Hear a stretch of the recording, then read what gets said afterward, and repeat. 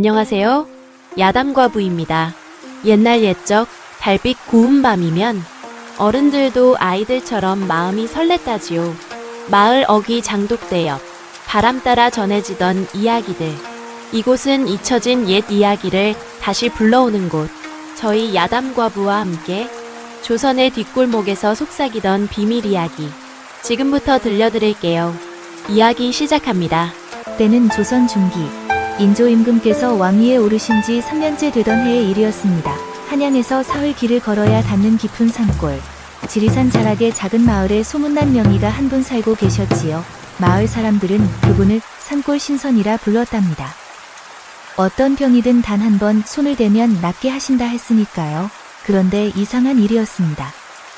그토록 의술이 뛰어난 분이 벼슬 한 자리 하지 않고 초가 삼간에 홀로 사신다는 것이 말입니다. 더구나 아무리 찾아와도 좀처럼 문을 열어주지 않으셨다지요. 이른 봄 산골 마을로 들어서는 세 사람의 그림자가 있었습니다. 앞서가는 이는 28살쯤 되어 보이는 젊은 양반이었고 뒤따르는 두 사람은 칼을 찬 장정들이었습니다. 하지만 그들의 옷차림은 초라하기 그지없었지요. 남루한 무명옷에 먼지가 잔뜩 묻어 있었고 집시는 너덜너덜했습니다. 여기가 그 마을인가? 젊은 양반의 목소리는 지쳐 있었으나 그 속에 묘한 위엄이 서 있었습니다. 그는 다름 아닌 인조 임금이셨지요. 미행 차림으로 산골까지 오신 것이었습니다. 그러하옵니다. 전하, 아니, 도련님, 저기 보이는 저 초가집이 바로 최영감이 사는 곳이라 하옵니다. 무관이 황급히 말을 고쳐 불렀습니다. 임금은 고개를 끄덕이시며 지친 발걸음을 재촉하셨지요. 임금께서 이토록 먼 길을 몸소 오신 까닭이 있었습니다. 대전 대비마마, 그러니까 임금의 어머니께서 중병에 드셨던 것입니다. 궁중의 어이들이 모두 손을 들었습니다. 침도 놓아보고 온갖 약재를 다 써보았으나 차도가 없었지요. 대비마마의 숨소리는 점점 가늘어져 갔고 임금의 마음은 타들어갔습니다. 그때 한 늙은 내관이 임금께 아뢰었습니다. 지리산 자락에 명의가 있다고 죽어가던 사람도 살린다고 말입니다. 임금은 즉시 사람을 보내 모셔오라 명하셨으나 그 노인은 완강히 거절했다지요. 내 이제 세상과 인연을 끊었으니 궁궐이고 뭐고 갈 수 없다. 그리하여 임금께서 직접 미행 차림으로 이곳까지 오신 것이었습니다. 세 사람이 마을 어귀에 들어서자 한 사내가 길을 막아섰습니다. 40 남짓해 보이는 그 사내는 관아의 아전 차림을 하고 있었는데 얼굴에는 교활한 기색이 역력했습니다. 어흐흐, 나그네 양반들 어디서 오셨소? 아전은 비굴하면서도 건방진 말투로 물었습니다. 임금이 대답하시기 전에 김득신이 한 발 앞으로 나섰지요. 우리는 한양에서 온 사람들이요. 최영감 어르신을 뵙고자 하니 길을 비켜주시오. 아이고, 그래, 최영감 말이오. 아전은 턱을 쓰다듬으며 키죽키죽 웃었습니다.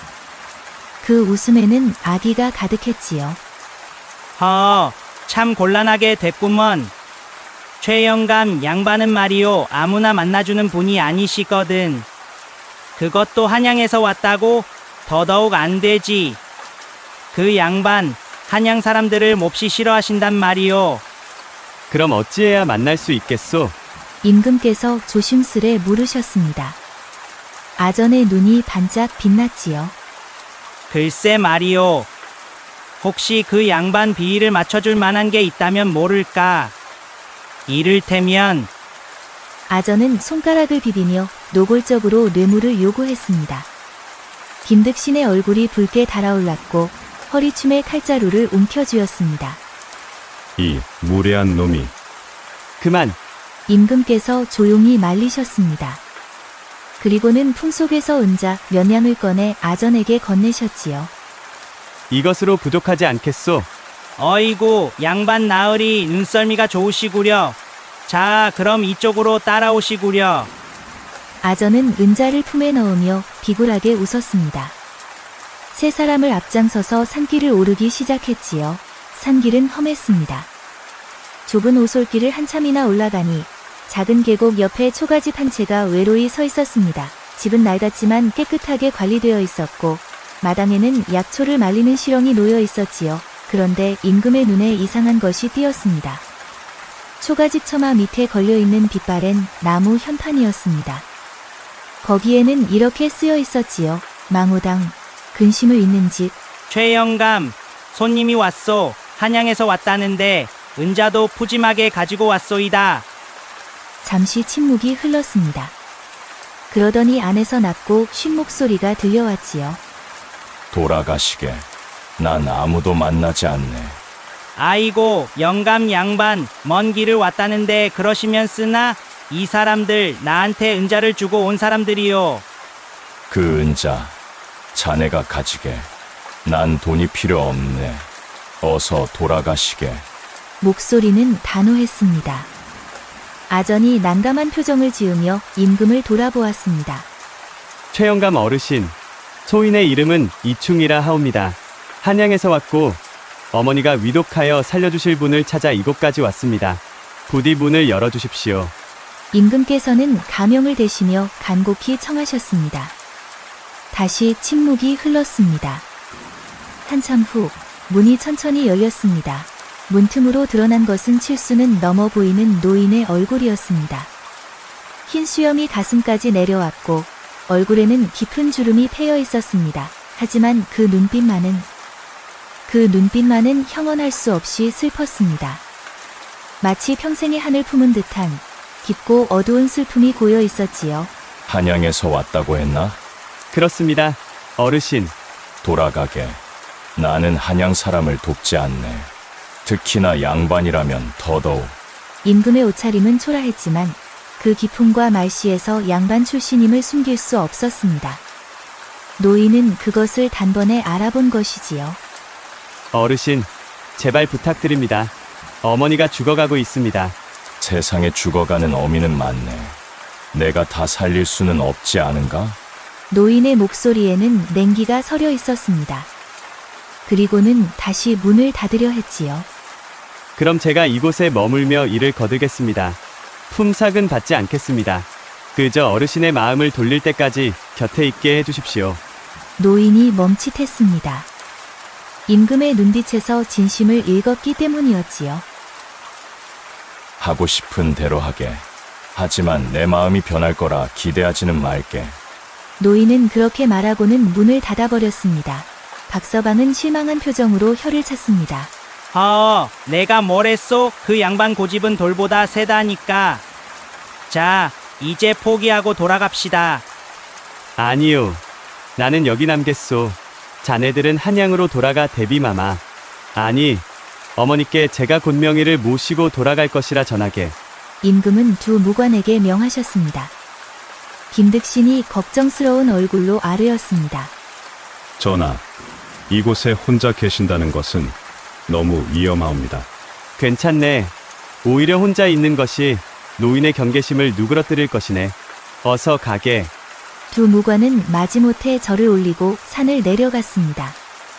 아전도 시큰둥한 표정으로 따라 내려갔지요.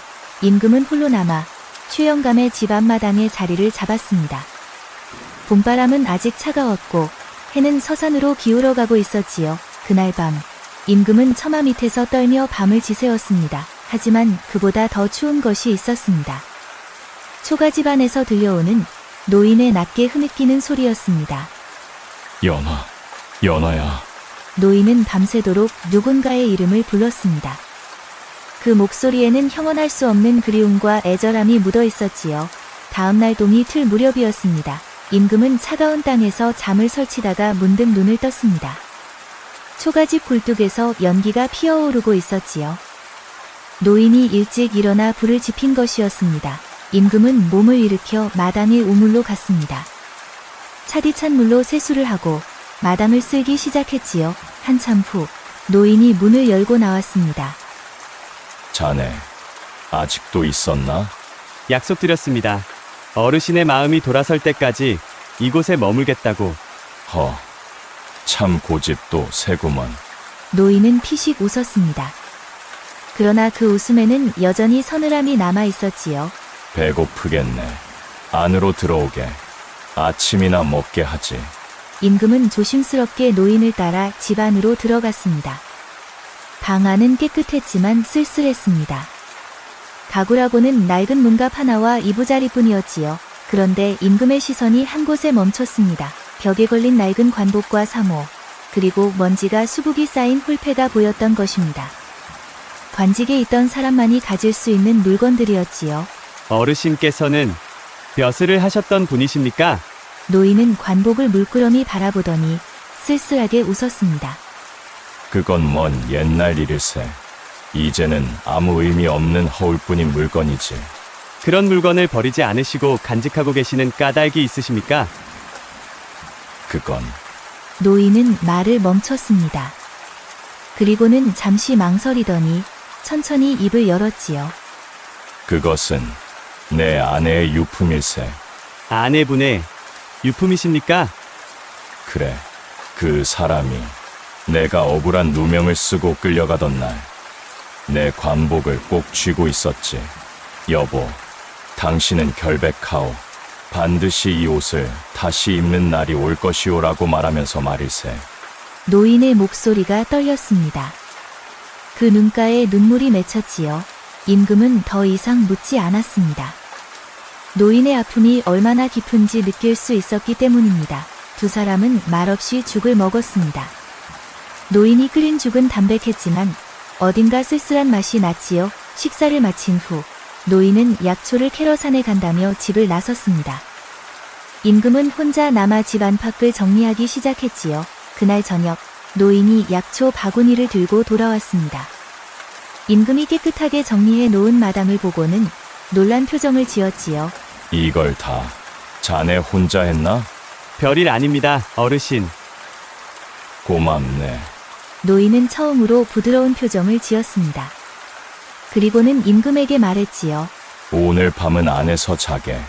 밖은 추우니. 그날 밤 임금은 노인의 방 한쪽 구석에 자리를 펼쳤습니다. 노인은 등잔불을 켜고 문갑 서랍을 열었습니다. 그 안에서 낡은 비단 보자기를 꺼냈지요. 보자기를 펼치자 작은 나비 비녀 하나가 나왔습니다. 은으로 만든 소박한 비녀였지만 정성스럽게 닦아져 있었습니다. 연아, 오늘도 자네를 보러 왔네. 노인은 비녀를 손에 쥐고 중얼거렸습니다. 임금은 자는 척하며 노인의 모습을 지켜보았지요. 자네를 처음 본 게 30해 전 봄날이었지. 창경궁 후원의 연못가에서 말일세. 노인은 비녀를 쓰다듬으며 과거를 떠올리기 시작했습니다. 그리고 노인의 입에서 길고 긴 이야기가 흘러나왔습니다. 30해 전이었습니다. 그때 최영감은 아직 젊은 선비였고 이름은 최연이었지요. 26의 나이에 과거에 급제하여 승정원 주서로 임명되었습니다. 총명하고 강직한 성품으로 임금의 신임을 받고 있었지요. 어느 봄날이었습니다. 최연은 임금의 명을 받들어 문서를 가지고 창경궁으로 향했습니다. 궁궐의 후원을 지나가는데 연못가에서 한 여인이 눈에 들어왔지요. 저기, 누구시오? 20 남짓해 보이는 그 여인은 궁녀 차림을 하고 있었습니다. 연못 위로 떨어진 꽃잎을 바라보며 서 있었지요. 여인이 고개를 돌렸습니다. 제가 여기 있으면 안 되나요? 여인의 목소리는 맑고 부드러웠습니다. 하지만 어딘가 슬픔이 묻어 있었지요. 아니요. 그런 뜻이 아니라 그저 궁녀가 혼자 이곳에 계시기에 혹시 길을 잃으신 건 아닌가 해서. 아니요. 저는 대전 마마를 모시는 궁녀 연화라고 합니다. 잠시 쉬는 시간에 이곳에 나와봤어요. 그러셨군요. 저는 승정원 주서 최연이라 하옵니다. 두 사람은 그렇게 처음 만났습니다. 그 후로 최연은 이상하게도 자꾸만 그 연못가를 지나가게 되었습니다. 일부러 돌아가는 길을 택해서라도 말입니다. 그리고 신기하게도 연화도 그 시간에 그곳에 있었지요. 두 사람은 말을 섞기 시작했습니다. 처음에는 짧은 인사뿐이었지만 점점 길어졌습니다. 최나으리께서는 어찌 매일 이 길로 다니시나요? 어느 날 연화가 장난스럽게 물었습니다. 최연의 얼굴이 붉어졌지요. 그것은 이 길이 경치가 좋아서. 호우, 경치가 좋아서라. 그렇군요. 연하는 웃었습니다. 그 웃음소리는 바람에 흔들리는 풍경 소리처럼 맑았지요. 봄이 깊어갈수록 두 사람의 마음도 깊어져 갔습니다. 어느 날 저녁이었습니다. 최연은 용기를 내어 말했지요. 연화, 아니, 연화 낭자. 제가 할 말이 있소. 무슨 말씀이신가요? 연하의 목소리가 떨렸습니다. 그녀도 알고 있었던 것이지요. 두 사람의 마음이 어디로 향하고 있는지를. 저는 낭자를 흠모하고 있소. 처음 본 순간부터 제 마음은 온통 낭자 생각뿐이었소. 저, 나으리, 연하의 눈가에 눈물이 맺혔습니다. 저도 나으리를 그리워했어요. 하지만 저는 궁녀의 몸이에요. 어찌 궁 밖으로 나갈 수 있겠어요? 방법이 있소. 내가 임금께 아뢰겠소. 낭자를 궁에서 나갈 수 있게 해달라고. 최연은 정말로 임금께 아뢰었습니다. 연하가 고향에 홀로 계신 어머니를 모셔야 한다며 궁을 나가게 해달라고 간청했지요. 임금은 최연의 충성을 아끼던 터라 그 청을 들어주었습니다. 그해 여름 두 사람은 혼례를 올렸습니다. 최연이 가진 것은 많지 않았습니다. 한양 성 밖에 작은 초가집 한 채와 몇 권의 책이 전부였지요. 하지만 연하는 개의치 않았습니다. 첫날 여보, 이 집이 세상에서 제일 좋아요. 당신과 함께라면 초가집이든 궁궐이든 상관없어요. 연화, 밤이었습니다. 촛불이 방 안을 은은하게 비추고 있었습니다. 최연은 떨리는 손으로 연하의 손을 잡았지요.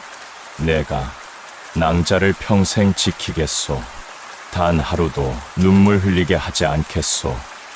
여보, 연하의 얼굴이 붉게 물들었습니다.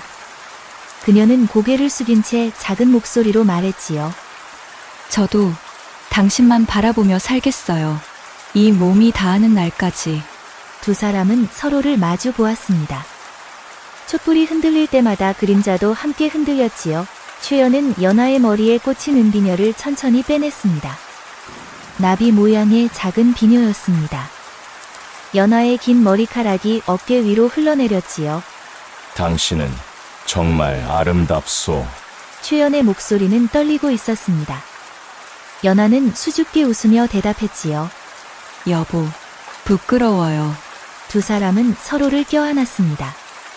창밖에서는 귀뚜라미가 울고 바람이 창호지를 스치고 지나갔습니다. 그날 밤 두 사람은 하나가 되었습니다. 그렇게 행복한 나날이 흘러갔습니다. 최연은 낮에는 궁궐에서 임금을 보좌했고 저녁이면 집으로 돌아와 연하와 시간을 보냈지요. 여보, 오늘은 당신이 좋아하는 생선찌개를 끓였어요. 오, 이 향기. 당신 솜씨는 정말 일품이오. 호호, 많이 드세요. 요즘 궁궐 일로 피곤해 보이니까요. 그런가. 하지만 당신 얼굴을 보면 피로가 싹 사라진다오. 에이, 또 그런 말씀을. 연하는 부끄러워하면서도 행복한 미소를 지었습니다. 어느 날 저녁, 연하가 최연에게 조심스럽게 말했습니다. 여보, 제가 할 말이 있어요. 무슨 일이오? 표정이 심상치 않은데. 저, 아이가 생긴 것 같아요. 뭐라고? 최연은 벌떡 일어났습니다. 정말이오. 정말 아이가. 네, 아직 확실하진 않지만. 아, 고맙소. 정말 고맙소. 연화. 그리고는 연하를 껴안았지요. 최연의 눈에서 눈물이 흘렀습니다. 기쁨의 눈물이었지요. 하지만 그 행복은 오래가지 못했습니다. 그 무렵 궁궐에는 권력 다툼이 거세게 일어나고 있었습니다. 좌의정 윤씨 일가가 세도를 부리며 반대파를 제거하고 있었지요. 최연은 강직한 성품으로 윤씨 일가의 부정을 여러 차례 상소했습니다. 그것이 화근이 되었지요. 어느 날 밤이었습니다. 최연이 집에 돌아오자 연하가 창백한 얼굴로 맞이했습니다. 여보, 오늘 궁궐에서 이상한 소문이 돌았어요. 무슨 소문이요? 당신이 영모를 꾀하고 있다는. 뭐? 최연의 얼굴이 굳었습니다. 그것이 무엇을 의미하는지 알고 있었기 때문이지요. 그건 헛소문이요. 내가 무슨 영모를. 하지만 최연의 가슴은 불안으로 가득 찼습니다. 그리고 사흘 후 그 불안은 현실이 되었습니다.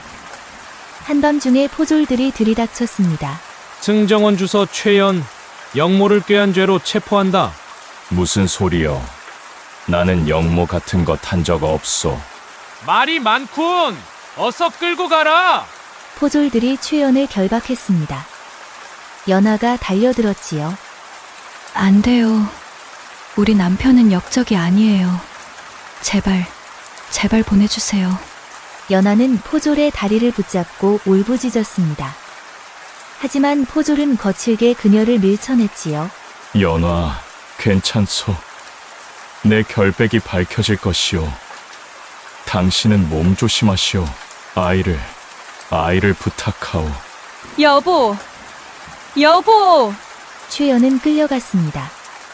연하는 그 자리에 주저앉아 밤새도록 울었지요. 다음 날, 연하는 최연의 관복과 홀패를 꼭 껴안고 말했습니다. 여보, 당신은 결백해요. 반드시 이 옷을 다시 입는 날이 올 거예요. 하지만 상황은 절망적이었습니다. 좌의정 윤 씨가 조작한 증거들이 속속 나왔습니다. 최연이 역적들과 내통했다는 거짓 편지, 반란을 계획했다는 위증, 최연은 신문을 받으며 혹독한 고문을 당했습니다. 최연, 내 죄를 자백하라. 나는 역적이 아니오. 이것은 모함이오. 아직도 발뺌을 하는가? 형틀을 더 조여라. 으악! 고문은 잔혹했습니다. 하지만 최연은 끝까지 거짓 자백을 하지 않았지요. 그 무렵 연하도 잡혀갔습니다. 역적의 아내라는 이유였지요. 내 남편의 영모에 대해 아는 대로 말하라. 우리 남편은 역적이 아니에요. 제발 믿어주세요. 이 여편네가 아직도 거짓말을 하는가? 신문관이 손짓하자 형리가 연하를 형틀에 묶었습니다. 안 돼요. 저는 아이를 가졌어요. 제발. 하지만 형리는 개의치 않았습니다. 몽둥이가 연하의 등을 내리쳤지요. 으악! 고문은 사흘 동안 계속되었습니다. 연하의 몸은 만신창이가 되었고 결국 아이를 잃고 말았습니다. 한편 감옥에 갇힌 최연은 아내가 잡혀갔다는 소식을 들었습니다. 안 돼. 연화! 최연은 쇠창살을 붙잡고 울부짖었습니다. 하지만 아무도 그의 외침에 귀 기울이지 않았지요. 보름 후 최연에게 전갈이 왔습니다. 그의 아내가 감옥에서 죽었다는 소식이었습니다. 내 아내가 죽었다. 지신이나 거둬가거라. 뭐라고? 최연의 머릿속이 하얗게 변했습니다. 귀가 먹었나? 내 아내 말이다. 고문을 견디지 못하고 죽었다고. 최연은 그 자리에 무너져 내렸습니다. 최연은 연하의 시신을 안았습니다. 차갑게 식어버린 아내의 몸은 고문의 상처로 가득했습니다. 한때 고운 얼굴은 핏자국과 멍으로 뒤덮여 있었지요. 연아야, 눈을 떠봐. 나야, 당신 남편이야. 하지만 연하는 대답하지 않았습니다. 내가 잘못했어. 내가 당신을 지키지 못했어. 최연은 연하를 껴안고 밤새도록 울었습니다. 그리고 그날 밤 기적 같은 일이 일어났습니다. 최연의 결백을 증명하는 결정적 증거가 나타난 것입니다. 윤 씨 일가의 하수인 중 한 명이 양심의 가책을 이기지 못하고 진실을 고백한 것이지요. 모든 것이 조작이었음이 밝혀졌습니다. 최연은 풀려났습니다. 하지만 그에게 남은 것은 아무것도 없었습니다. 아내는 죽었고 태어나지 못한 아이도 사라졌습니다. 최연은 한양을 떠났습니다. 연하를 깊은 산속에 묻고 그 곁을 지키며 살기로 했지요. 그리고 세상을 등졌습니다. 노인은 은비녀를 쓰다듬으며 중얼거렸습니다. 연아, 내가 당신을 지키지 못했소. 용서하시오. 용서해 주시오. 노인의 눈에서 눈물이 흘러내렸습니다. 임금은 이불 속에서 그 모습을 지켜보았습니다.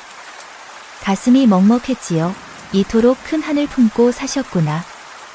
이토록 깊은 슬픔을. 다음 날 아침이었습니다.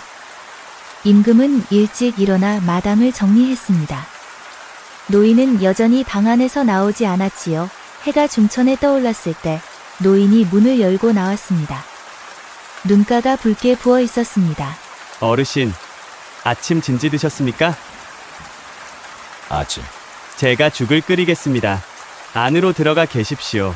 노인은 말없이 고개를 끄덕였습니다. 임금은 부엌으로 가서 죽을 끓였습니다. 서툴렀지만 정성을 다했지요. 두 사람은 마주 앉아 죽을 먹었습니다.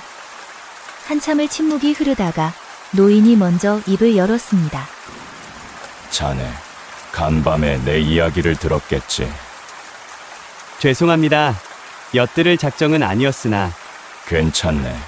어차피 숨길 일도 아니니. 노인은 쓸쓸하게 웃었습니다. 내가 한양 사람을 싫어하는 이유를 이제 알겠지. 특히 양반들을 말이네. 그들이 내 아내를 죽였네. 내 아이를 죽였고.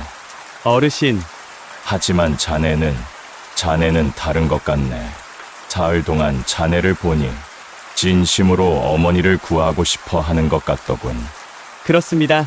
어르신, 어머니는 제게 세상의 전부입니다. 그래, 나도 그랬지. 내 아내가 내게 그랬네. 노인의 눈에 다시 눈물이 맺혔습니다. 그날부터 두 사람 사이의 벽이 조금씩 허물어지기 시작했습니다. 임금은 노인을 도와 약초를 캐러 산에 다녔고 밭일도 거들었지요. 노인은 조금씩 마음을 열어 임금과 이야기를 나누기 시작했습니다. 자네, 양반집 자제치고는 참 부지런하구먼. 어려서부터 스스로 하는 일이 많았습니다. 집안이 가난했나? 그런 건 아니나 제 스승께서 검소함과 근면함을 가르치셨습니다. 훌륭한 스승을 두었구먼. 어느 날 저녁이었습니다. 노인은 임금을 데리고 집 뒤편 산기스루로 갔습니다. 그곳에는 작은 무덤 하나가 있었지요. 여기가 내 아내가 잠든 곳일세. 무덤 앞에는 작은 비석이 서 있었습니다. 사랑하는 아내 연화의 묘라고 쓰여 있었지요. 나는 매일 밤 이곳에 와서 아내와 이야기를 나누네. 오늘 있었던 일, 캔 약초 이야기, 별것 아닌 이야기들이지만. 노인은 무덤 앞에 앉아 술잔을 올렸습니다. 연아, 오늘은 손님을 데려왔네. 이충이라는 젊은이일세. 참 착한 사람이네. 노인은 술을 한 잔 마시고 무덤에도 한 잔을 부었지요. 당신이 살아있었다면 이 친구를 좋아했을 거네. 교심이 지극하고 성품도 고드니까. 임금은 무덤 앞에 무릎을 꿇고 절을 올렸습니다. 어르신의 부인께 예를 올립니다. 부디 평안히 잠드소서. 노인은 그런 임금을 물끄러미 바라보았습니다. 그리고는 천천히 입을 열었지요. 자네, 어머니가 정말 위독한가? 그렇습니다. 벌써 한 달째 물 한 모금 넘기지 못하고 계십니다. 증세가 어떤가? 열이 오르락내리락하고 기침이 심하며 어이들은 폐가 약해졌다고 합니다.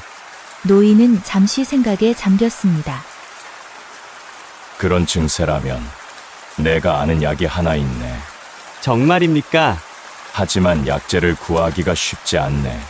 지리산 깊은 곳에 있는 희귀한 약초가 필요하지. 제가 구해오겠습니다. 어떤 약초입니까? 천문동이라는 약초일세.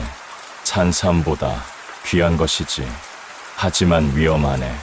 그 약초가 자라는 곳은 험한 절벽이거든. 괜찮습니다. 제가 반드시 구해오겠습니다. 그래. 그럼 내일 함께 가세. 혼자서는 위험하니. 임금의 눈에서 희망의 빛이 번졌습니다. 다음 날 새벽 두 사람은 함께 산을 올랐습니다. 길은 험했습니다. 가파른 비탈을 오르고 가시덤불을 헤치며 나아갔지요. 조심하게. 여기서 발을 헛디디면 끝이네. 알겠습니다, 어르신. 한나절을 걸어 올라가니 깎아지른 듯한 절벽이 나타났습니다. 그 절벽 중턱에 노란 꽃이 핀풀이 자라고 있었지요. 저것이 천문동일세. 저 절벽을 타고 내려가야 하네. 제가 내려가겠습니다. 안 되네. 자네는 이런 일에 익숙하지 않자는가? 괜찮습니다. 어머니를 위해서라면 무엇이든 하겠습니다. 임금은 노인이 말리는 것도 듣지 않고 절벽으로 다가갔습니다. 그리고 조심스럽게 줄을 잡고 내려가기 시작했지요. 절벽은 생각보다 가팔랐습니다. 바위가 부서지기라도 하면 추락할 판이었지요. 임금은 온 힘을 다해 조심스럽게 내려갔습니다. 손에 땀이 차고 심장이 두근거렸지요. 마침내 천문동에 손이 닿았습니다. 어르신, 잡았습니다. 좋아. 이제 천천히 올라오게. 그런데 그때였습니다. 임금이 딛고 있던 바위가 갑자기 무너져 내렸습니다. 으악! 임금의 몸이 공중에 떴습니다. 손이 줄에서 미끄러졌지요. 안 돼. 노인은 재빨리 줄을 붙잡았습니다. 늙은 몸이었지만 온 힘을 다해 줄을 잡았지요. 끌어올리겠네. 버티게. 노인은 이를 악물고 줄을 끌어당겼습니다. 손에서 피가 났지만 놓지 않았습니다. 간신히 임금을 끌어올렸습니다. 임금은 바닥에 쓰러져 거친 숨을 몰아쉬었습니다. 손에는 천문동을 꼭 쥐고 있었지요. 괜찮은가? 다친 데는 없나? 노인은 임금을 부축하며 다급히 물었습니다. 괜찮습니다. 어르신, 감사합니다. 이 사람아, 목숨을 걸다니 약초보다 자네 목숨이 더 소중하지 않은가? 노인의 눈에 눈물이 맺혔습니다. 마치 자식을 걱정하는 아버지처럼 말입니다. 어르신, 저는 어머니를 잃을 수 없습니다. 어르신께서 부인을 잃으셨을 때 느끼셨던 그 슬픔을 저는 아직 겪고 싶지 않습니다. 노인은 말문이 막혔습니다. 그리고 천천히 고개를 끄덕였지요. 알겠네. 함께 가세. 내가 자네 어머니를 살리겠네. 어르신, 하지만 조건이 있네. 무엇이든 하겠습니다. 한양에 가더라도 내가 누구인지, 과거가 어떠했는지 묻지 말게. 그저 산골의 의원일 뿐이라고만 알려주게. 알겠습니다. 두 사람은 산을 내려왔습니다. 그날 밤 노인은 천문동으로 약을 다렸습니다. 그리고 한 주머니에 담아 임금에게 건넸지요. 이 약을 어머니께 드리게. 하루 3번. 밥 먹고 나서 한 숟갈씩. 어르신께서 직접 가주시지 않겠습니까? 아니, 역시 내가 가야겠구먼. 증세를 직접 봐야 약을 제대로 쓸 수 있으니. 노인은 한숨을 쉬었습니다. 30년 만에 한양으로 가는 것이었습니다. 연아, 내가 다녀오겠소. 당신을 죽인 그자들이 있는 곳에 말이오. 하지만 걱정 말아요. 나는 복수 따위에 관심 없소. 그저 이 젊은이의 효심에 감동했을 뿐이오. 노인은 아내의 무덤 앞에서 중얼거렸습니다. 다음 날 새벽 두 사람은 한양으로 향했습니다. 노인은 30년 전에 입었던 낡은 도포를 꺼내 입었습니다. 옷은 낡았지만 입고 보니 여전히 선비의 기품이 느껴졌지요. 산길을 내려오는데 그 아전 박서방이 나타났습니다. 오호, 최영감 양반, 어딜 가시는 길이요? 한양에 갈 일이 생겼네. 한양이라. 그게 무슨 바람이요? 혹시 이 양반이 뭔가 좋은 조건을 제시했소? 박서방은 임금을 힐끗 보며 비아냥거렸습니다. 자네와는 상관없는 일이네. 비키게. 에이, 쌀쌀맞기는. 갔다 오시구려. 박서방이 돌아가자마자 그는 다른 곳으로 향했습니다. 읍내의 관하로 말입니다. 그곳에는 한양에서 내려온 관리가 머물고 있었지요. 다름 아닌 좌의정 윤씨의 조카였습니다. 나으리, 급히 아랠 일이 있사옵니다. 무슨 일인가? 최영감이라고 산에 사는 늙은이가 있는데 오늘 한양 양반과 함께 한양으로 간다 하옵니다. 최영감. 혹시 이름이 최연인가? 그런 것 같사옵니다. 옛날에 벼슬을 했다고. 윤씨 조카의 얼굴이 굳었습니다. 그자가 아직 살아 있었단 말인가? 윤 씨 조카는 즉시 한양으로 급보를 보냈습니다. 최연이 한양으로 향하고 있습니다. 사흘을 걸어 두 사람은 한양에 도착했습니다. 30년 만에 보는 한양의 모습에 노인은 잠시 멈춰 섰습니다. 이곳이 변하지 않았구먼. 노인의 목소리는 떨리고 있었습니다. 추억과 아픔이 뒤섞인 목소리였지요. 어르신, 이쪽입니다. 임금은 노인을 이끌고 대궐로 향했습니다. 대궐 문 앞에 이르자 궁궐을 지키던 금군들이 임금을 알아보고 무릎을 꿇었습니다. 전하 깨없어 무사히 돌아오셨습니다. 전하, 노인은 깜짝 놀라 임금을 돌아보았습니다. 어르신, 죄송합니다. 사실을 말씀드리지 못했습니다. 소인이 아니라 나는 이 나라의 임금입니다. 금, 노인의 입이 떡 벌어졌습니다. 그 순간 궁궐 안에서 한 무리의 사람들이 달려 나왔습니다. 대신들과 내관들이었지요. 그 중에서도 맨 앞에 선 노인이 있었습니다. 칠순이 넘어 보이는 그 노인은 화려한 관복을 입고 있었는데 그 얼굴에는 거만함과 냉기가 서려 있었습니다. 좌의정 윤득형이었습니다. 전하, 무사히 돌아오셨습니까? 신은 밤낮으로 걱정이 태산 같았사옵니다. 윤득형은 공손하게 절을 올렸습니다. 하지만 그 눈빛은 차가웠지요. 그리고 그의 시선이 최영감에게 향했습니다. 순간 윤득형의 얼굴이 일그러졌습니다. 최연? 윤득형. 두 사람의 눈이 마주쳤습니다. 30년 만의 재회였지요. 이게 웬일입니까? 역적 최연이 아직 살아있었다니. 그것도 감히 대궐에 발을 들이다니. 나는 역적이 아니네. 무고한 사람이었지. 자네도 잘 알지 않는가? 무고. 하하, 웃기는 소리 마시오. 30년 전에 명백히 밝혀진 일이 아니오. 좌의정! 이 어르신은 내가 모셔온 명이시다. 함부로 대하지 말라. 전하, 이자는 역적의 몸으로. 30년 전 일은 내가 다시 조사할 것이다. 지금은 대비마마의 병환이 급하니 물러나 있으라. 윤득형은 이를 갈았지만 임금의 명을 거역할 수는 없었습니다. 명을 받들겠사옵니다. 임금은 최영감을 대비마마의 처소로 모셨습니다. 침전에는 대비마마가 누워 계셨습니다. 얼굴은 창백했고 숨소리는 가늘었지요. 어머마마, 명의를 모셔왔습니다. 대비마마는 눈도 제대로 뜨지 못했습니다. 맥을 짚어보겠습니다. 노인은 대비의 손목을 잡고 맥을 짚었습니다. 한참을 그렇게 있더니 고개를 끄덕였지요. 다행히 아직 늦지 않았습니다. 제가 가져온 약을 드시면 나으실 것입니다. 정말입니까? 예. 하지만 며칠은 지켜봐야 합니다. 노인은 즉시 약을 다려 대비마마께 드렸습니다. 하루가 지나고 이틀이 지나고 사흘째 되는 날이었습니다. 물. 대비마마께서 눈을 뜨시고 물을 찾으셨습니다. 어머마마, 정신이 드셨습니까? 너는 내 아들.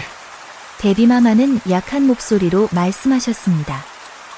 임금은 어머니의 손을 꼭 잡고 눈물을 흘렸지요. 어머마마, 정말 다행입니다. 정말 완전히 회복하려면 보름은 더 약을 드셔야 합니다. 어르신, 정말 감사합니다. 임금은 노인에게 깊이 절을 올렸습니다. 그날 밤 임금은 최영감을 조용한 처소로 모셨습니다.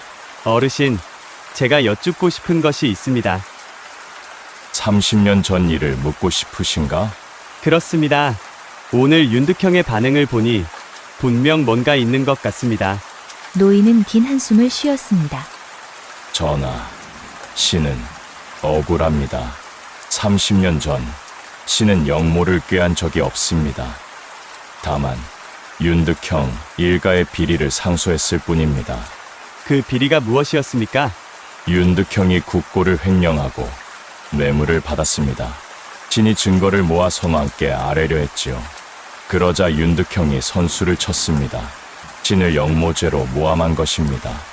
그 증거는 어디 있습니까? 모두 없어졌습니다.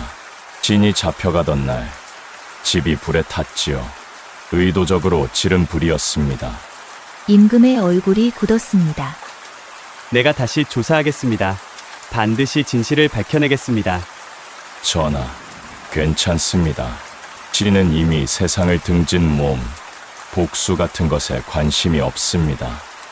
다만 노인의 목소리가 떨렸습니다. 제 아내의 명예만은 되찾고 싶습니다. 그 사람은 아무 죄도 없었습니다. 다만 신의 아내였다는 이유로 고문을 받고 죽었습니다. 노인의 눈에서 눈물이 흘러내렸습니다. 어르신, 반드시 그리하겠습니다. 다음 날부터 임금은 30년 전의 기록을 모두 꺼내 조사하기 시작했습니다. 승정원의 기록, 의금부의 문서, 형조의 판결문 조사를 할수록 이상한 점이 드러났습니다. 최연을 역적으로 몰 증거들이 너무나 완벽했던 것입니다. 마치 누군가 치밀하게 짜놓은 각본처럼 말이지요. 이건 조작이다. 임금은 확신했습니다. 그리고 한 가지 결정적인 증거를 찾아냈습니다. 30년 전 최연을 역적으로 고발한 사람들의 명단이었습니다. 그 명단에는 모두 윤득형과 가까운 사람들의 이름이 적혀 있었지요. 윤득형, 내가 모든 것을 꾸민 것이구나. 임금은 윤득형을 불렀습니다. 윤득형, 경에게 물을 것이 있다. 무엇이든 아뢰겠사옵니다. 전하, 30년 전 최연을 역적으로 모함한 것이 경이 아니었느냐? 전하, 그게 무슨 망령된 말씀이십니까? 신은 다만 역적을 밝혀냈을 뿐. 증거가 있다. 이것을 보라. 임금은 30년 전의 문서들을 내밀었습니다. 최연을 고발한 자들이 모두 경의 사람들이었다. 그리고 증거들도 너무나 완벽했다. 마치 미리 준비해둔 것처럼. 그것은 윤득형의 얼굴이 창백해졌습니다. 솔직히 말하라. 경이 최연을 모함한 것이 아니냐? 전하, 신은 그때였습니다. 밖에서 소란이 일었지요. 전하, 큰일 났습니다. 최영감 어르신께서 쓰러지셨습니다. 뭐? 임금은 황급히 달려갔습니다. 최영감은 처소에서 쓰러져 있었습니다. 얼굴이 창백했고 식은땀을 흘리고 있었지요. 어르신! 어르신! 전하, 죄송합니다. 옛날 상처가 다시 도져서. 노인은 가슴을 움켜쥐었습니다. 30년 전 고문당했던 상처가 재발한 것이었습니다. 어이! 어서 어이를 불러라! 하지만 노인은 고개를 저었습니다. 소용없습니다. 이 상처는 제가 제일 잘 압니다. 오래 살지 못합니다. 그런 말씀 마십시오. 전하, 부탁이 있습니다. 무엇이든 말씀하십시오. 제 아내 연화의 명예를 되찾아 주십시오. 그 사람은 정말 아무 죄도 없었습니다. 노인의 눈에서 눈물이 흘렀습니다. 반드시 그리하겠습니다. 임금은 즉시 명을 내렸습니다. 30년 전의 사건을 재조사하고 윤득형을 공문하라고 말입니다. 며칠간의 조사 끝에 진실이 드러났습니다. 윤득형이 국고를 횡령한 것, 최연을 모함한 것, 연하를 죽인 것, 모든 것이 밝혀졌지요. 윤득형! 내 죄를 알겠느냐?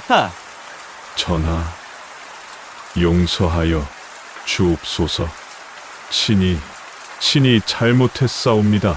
윤득형은 무릎을 꿇고 빌었습니다. 하지만 임금의 얼굴은 차갑기만 했지요. 넌 한 사람을 역적으로 몰았고 그의 아내를 죽였으며 30년간 진실을 감춰왔다. 내 죄는 죽어도 마땅하다. 전하,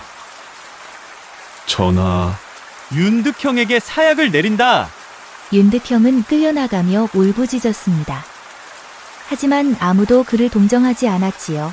임금은 즉시 최영감을 찾아갔습니다. 어르신, 모든 진실이 밝혀졌습니다. 어르신의 억울함이 풀렸습니다. 최영감은 침상에 누워 있었습니다. 숨소리가 가늘었지요. 그렇습니까? 감사합니다. 전하, 어르신, 이제 궁궐에 머무르십시오. 제가 어르신을 모시겠습니다. 하지만 노인은 고개를 저었습니다. 아닙니다. 저는 제 아내 곁으로 가고 싶습니다. 그 사람이 기다리고 있을 것 같습니다. 어르신, 전하, 제 소원 하나만 들어주십시오. 말씀하십시오. 제 아내의 무덤에 현판 하나를 세워주십시오. 의부의 총이라고, 충의로운 남편과 아내의 무덤이라고. 노인의 목소리는 점점 약해져 갔습니다. 반드시 그리하겠습니다. 대비마마께서 완쾌하신 후 임금은 최영감을 모시고 다시 산골로 향했습니다. 노인의 상태는 점점 나빠지고 있었지요. 사흘을 걸어 두 사람은 산골 마을에 도착했습니다. 노인은 임금의 부축을 받으며 자신의 집으로 돌아갔습니다. 아, 집이 그리웠습니다. 노인은 초가집을 바라보며 중얼거렸습니다. 어르신, 안으로 들어가 쉬십시오. 아닙니다. 저는 아내가 있는 곳으로 가고 싶습니다. 노인은 비틀거리며 집 뒤편 산기스르로 향했습니다. 연화의 무덤 앞에 도착했습니다. 임금이 미리 준비해둔 현판이 세워져 있었습니다. 의부이총, 충의로운 남편과 아내의 무덤. 노인은 무덤 앞에 무릎을 꿇었습니다. 연하, 내가 왔소. 늦었소. 정말 늦었소. 노인의 목소리는 떨렸습니다. 당신의 억울함을 풀었소. 나도 누명을 벗었소. 이제 떳떳하게 당신 곁에 갈 수 있겠소. 노인은 품에서 은비녀를 꺼냈습니다. 30년간 간직해온 나비 비녀였지요. 이 비녀 드디어 당신에게 돌려드리겠소. 노인은 비녀를 무덤 앞에 놓았습니다. 연하, 기다리게 해서 미안하오. 이제 곧 당신 곁으로 갈 것이오. 그날 밤 노인은 무덤 앞에서 평화로운 미소를 지으며 눈을 감았습니다. 마치 오랜만에 사랑하는 사람을 만난 것처럼 행복한 표정이었지요. 어르신, 편히 쉬십시오. 이제 사랑하는 사람과 함께 계십시오. 임금은 노인을 연화의 무덤 옆에 묻어드렸습니다. 두 개의 무덤이 나란히 서 있었지요. 마치 서로 손을 잡고 있는 것처럼 임금은 두 무덤 앞에 절을 올렸습니다. 두 분의 사랑이 영원하기를 빕니다. 그 후 임금은 매년 봄이면 이곳을 찾아와 두 사람의 무덤 앞에 술 한 잔을 올렸다고 합니다. 그리고 마을 사람들도 두 사람의 무덤을 정성껏 돌보았지요. 세월이 흘러도 사람들은 이 이야기를 잊지 않았습니다. 사랑하는 사람을 잃고도 끝까지 그 사람을 그리워한 남편의 이야기. 억울한 죽음을 당했지만 남편의 곁에서 영원히 쉬게 된 아내의 이야기. 그 산골 마을에는 지금도 두 개의 무덤이 나란히 서 있다고 합니다. 봄이 오면 그 무덤 위로 꽃이 피어나고 나비가 날아든다고 하지요. 마치 최연과 연화가 다시 만나 춤을 추는 것처럼 말입니다. 사람들은 그 무덤을 사랑의 무덤이라 불렀습니다. 그리고 이렇게 말했지요. 진정한 사랑은 죽음도 갈라놓을 수 없다.